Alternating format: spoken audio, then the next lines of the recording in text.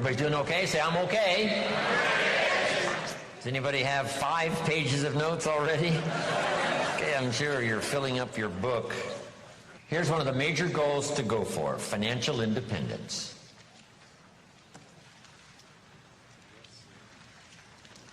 Every American's, right, privilege to become financially independent. So here's my definition of financial independence. The ability to live, and I'll give you time to write it down. The ability to live from the income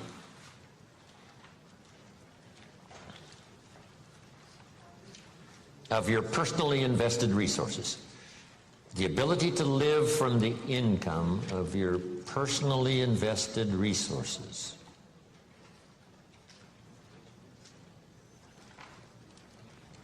That's the simple definition. That from the resources you've invested, the income from those resources, you could live. Here's one of the advantages of financial independence. Now you can work or not work. Or you can certainly choose the work to do. Now you can work by choice, not by necessity. And here's one of the best: to be able to work for joy and not for necessity. At first, of course, we have to work for necessity. But if you can finally reach the point where you can work for joy, not for necessity. That happened for me all those years ago. My father kept talking about financial independence, debt-free, no one having a claim on your assets, finally being able to live from the income of your invested resources. I remember the joyful day when that finally arrived. So what I've done now, most of my life, I've had the unique privilege of working for joy, not for necessity. Not that the joy doesn't bring you more income. Not that working for joy doesn't make you another fortune. It certainly has for me, right? Another fortune and another fortune and another fortune. But not because I had to, but because I wanted to. I work now for joy and not for necessity. Key phrase to understand, we should teach this to our children: economics is major. Everyone has to major in economics. Number one, for personal survival. To produce enough to take care of yourself. The first, economics. The next good phrase on economics: it's not what you earn, it's what you do with what you earn that makes the great difference in your financial future.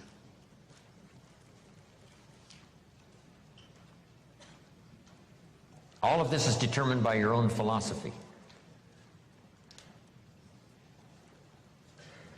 It's important early, and kids have to have a personal philosophy working even when they go to school. Here's a good definition of your personal philosophy: a guidance system. Your personal philosophy is a guidance system.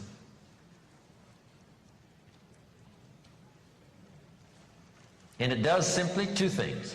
Helps you to see the opportunities, take advantage of those. Helps you to see the dangers, minimize those. And as we learn and grow, we learn, hopefully, early to spot the dangers so they don't overcome us. Hopefully we learn early to see the opportunities and take advantage of those, maximize them if we can. That guidance system is like a sail on a sailboat. The winds are always blowing: favorable winds, unfavorable winds, stormy winds, economic winds, political winds. The wind is always blowing. But to arrive at a predetermined destination, it is not just the blowing of the wind that we have to deal with. Here's the major part: the set of the sail. The set of the sail is what you learn, gathering information from these 3 days. Talking to each other, gathering more information, filling up one journal, then another one. Information. Guidance on how to trim the sail, set the sail. The Sunday morning sermon, the lyrics of a song, the dialogue of the movie, words put into good structure so that they deliver enlightenment, information, knowledge. And we use that to set sail. And it isn't that you set sail once and then that's it and it's over. It is a continual setting of sail every day, every month, every year. Setting sail economically, trimming the sail. For your good health, you just have to set sail toward the destination you wish to reach, having good health. Then it's easy to neglect. Then it's easy to slide. Here's one of the better phrases. Everything by longevity tends to get off course. Everything by longevity tends to get off course.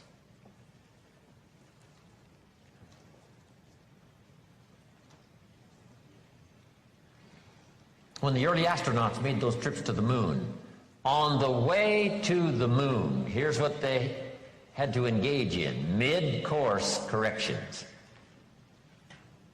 They look at all the gauges, and some solar winds that they didn't expect has pushed them off course as they look at the gauges.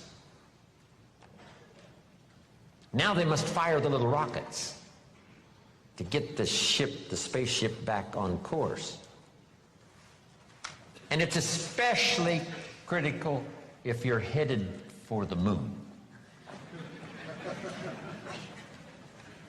If you're in an airplane and you miss Los Angeles and, make San Francisco, you're okay. But you can't miss the moon. And here's why. If you miss the moon, you can't get back. So just put this little note now. It's a pretty serious note. Some destinations are critical.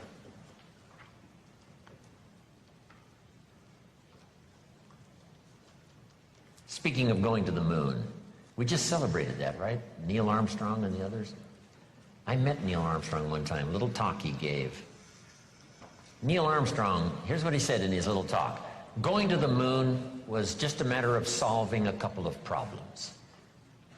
I thought, that's a simple way to put it. Problem number one, how to get there. And then you just figure that out, how to get there. Problem number two, what? How to get back. That's problem number two, and you just solve that. Now, he said, it's also critical not to leave until you've solved both problems. I thought that was classic. Wow, speeches and information give us so much to chew on, right? Because you know what I did in some of my enterprises? I figured out how to get in. I didn't figure out how to get out. And some cost me more than I wanted to pay. Just because I, too quickly figured how to get in, did not figure how to get out. Whether it's a lecture like we've engaged in here, hours and hours and hours, or whether it's a simple sermon, one of the most classic sermons I ever heard originated not far from here in the Crystal Cathedral. I used to do little speeches for the Positive Thinkers breakfast meetings at the Crystal Cathedral, before it was the Crystal Cathedral. Little sessions they had in the morning, right, where you could attend and hear some speakers. I used to do some of those speeches, 35 years ago, a long time ago. Possibility Thinkers breakfast is what it was. His son, Schuler Jr., was giving a classic sermon one morning, and I was privileged to hear it. Here was the notes on his sermon. It's very brief, so I'll give it to you. So jot this down. These are great notes. Here was his sermon. Number one, if you think it's impossible, it isn't. That's number one. If you think it's impossible, it isn't. Here was point number two. If you think you know everything, you don't. Wow, that's good. Point number three. If you think you're alone, you're not. Isn't that a classic? That's a classic sermon. If you think it's impossible, it isn't. If you think you know everything, you don't. And if you think you're alone, you're not. Now, here was one of the spectacular stories in this little sermon. He told the story of Rich DeVos, who started the big Amway Corporation. Rich DeVos is in bad shape. Rich needs a heart transplant. And if he doesn't get it, he's not going to last very long. Now, fast forward. Rich DeVos finally gets his heart transplant. And what was spectacular about the story was, after his heart transplant, he has dinner with the lady who gave him her heart.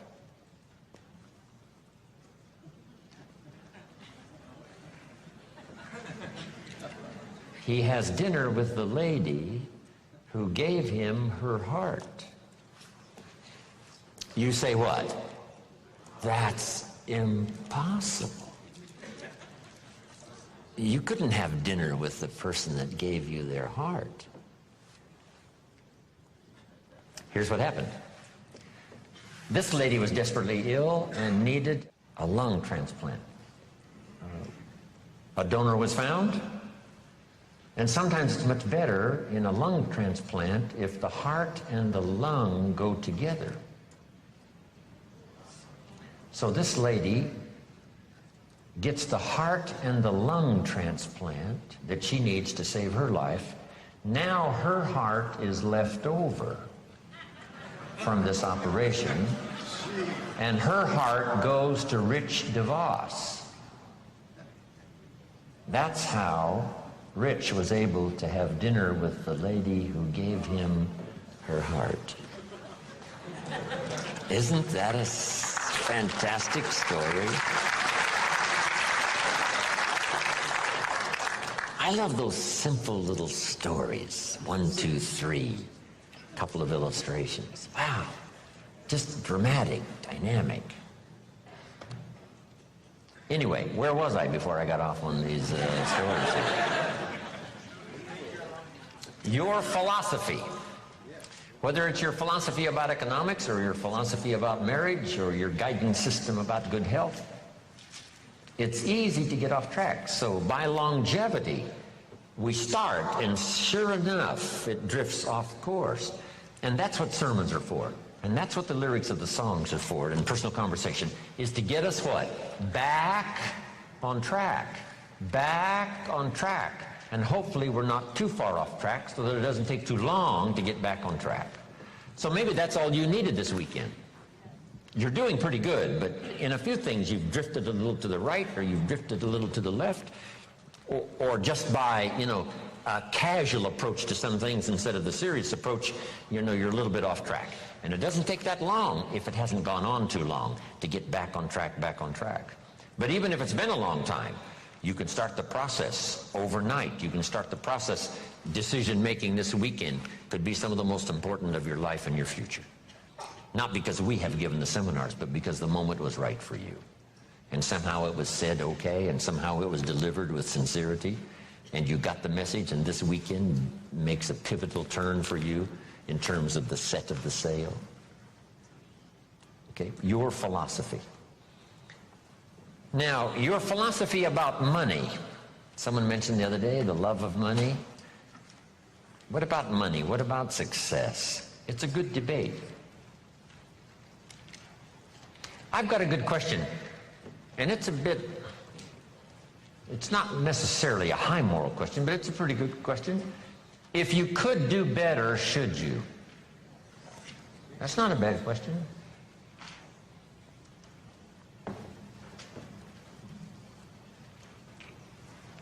Now, all of us have personal choice, but this is a good question, and a lot of my stuff is up for debate. I don't even claim to be right. If you take all these notes and throw them away and go listen to somebody else, I'll be just as happy. Because, it doesn't matter. As long as you finally right? Get the ideas that make a difference for you and add to the wealth and the structure of your own life systems. That's what's important. Not that I deliver the message that's all important. But piece by piece and speaker by speaker and teacher by teacher and phrase by phrase and book by book, we pick up the information that helps us to fine-tune our life and our future. But this is a good one for your own debate. If you could do better, should you? That's a good one.